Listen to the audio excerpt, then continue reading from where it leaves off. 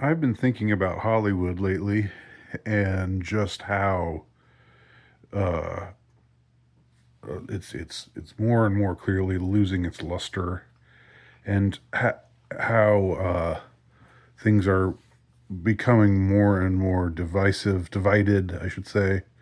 Um, Everything is being politicized, um, and what comes along with that, or that has been a trend over the last few years, and it's been a negative trend, I would say, for in just about every way. Um, Psychologically, politically, spiritually, it's not been, it hasn't yielded good results um, in our country or in the Western world generally. Um, and I'm old enough to remember a time when Hollywood had an appeal that it lacks today. Um, and I hate to be somebody who always says, "Well, back in the old days," because I mean, it's not like I think things were just great. When I was growing up in the '80s and '90s, I was a big critic of the world back then too. I've always been somebody who sees a lot of things that are wrong. So please don't mistake me as like a somebody who sees through who can't see past his filter of gauzy nostalgia. I'm not that guy. All right. If you knew me in the '80s as a as a young as a young buck, and if you knew me in the '90s as a 20 something, you would know that about me. But I would say that something about the '80s and '90s that's different from today is that you could get pretty much any Hollywood celebrity. There were a few exceptions. There were some uh, who were not good to tap, like Jane Fonda. I think a lot of people really hated her.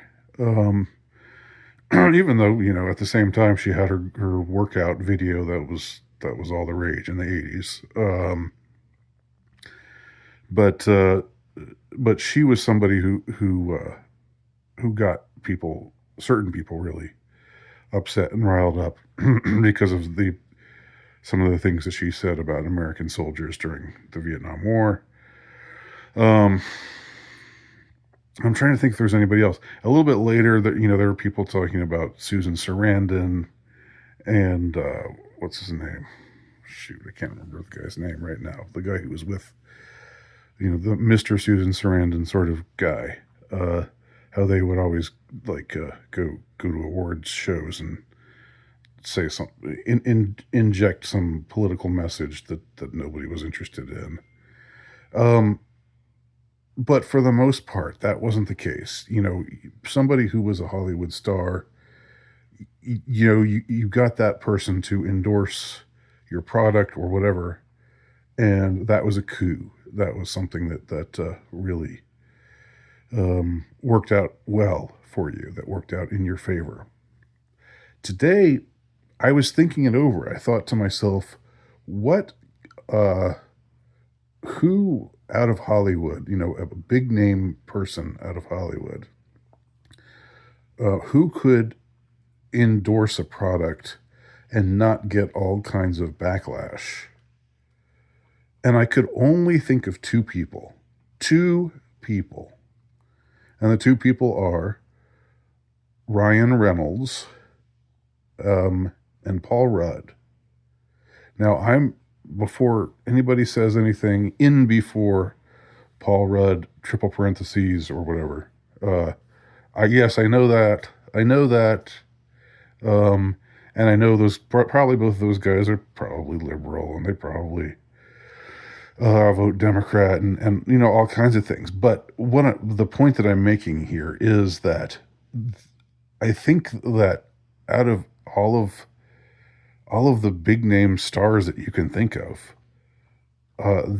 those two guys are the only ones I can think of who seem to have this kind of rapport with audiences that transcends uh, political division that transcends cultural division.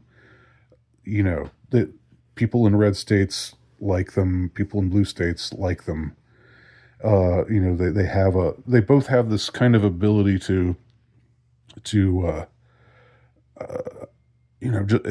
like to appeal to people in a way that is totally non-divisive right now. Um, and that's it. Just those two. Just those two guys. Um, I can't think of anybody else. Um, you know, I mean, maybe old has-beens, like Sylvester Stallone. I know he's still in stuff. Uh, but like of the ones who are below the age of 55, um, that's the cutoff point. 55 and under. Uh, I can't think of anybody else. I can't think of any women out of Hollywood who wouldn't just elicit a gag reflex in a great number of the population, a great many of the population. Uh, Women stars are like more. Uh, Women Hollywood figures, I think, maybe tend to be more hated. Is that because we're misogynistic, or is it because they're just more obnoxious? I don't know. I tend to think the latter, but that's just me. I would think that, wouldn't I? But the men are no picnic either. A lot of these people, of course, raising their daughters as sons, raising their sons as daughters.